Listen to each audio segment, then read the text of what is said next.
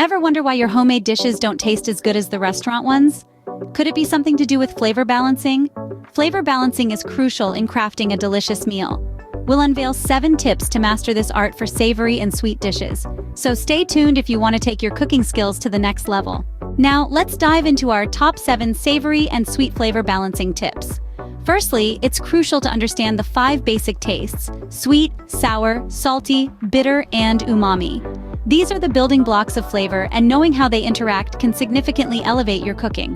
Secondly, never underestimate the importance of salt. It's not just about making things salty. Salt enhances other flavors, making them more pronounced and vibrant. Thirdly, when dealing with sweetness, remember that acidity is your friend. It can balance out sweetness, keeping your dish from becoming cloyingly sweet. A squeeze of lemon or a dash of vinegar can make all the difference. The 4th tip is about bitterness. While it can be off-putting in excess, a hint of bitterness can add depth to a dish.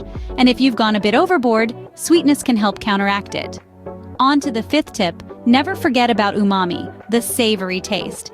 Whether you're cooking a savory stew or a sweet dessert, umami can add a surprising depth of flavor.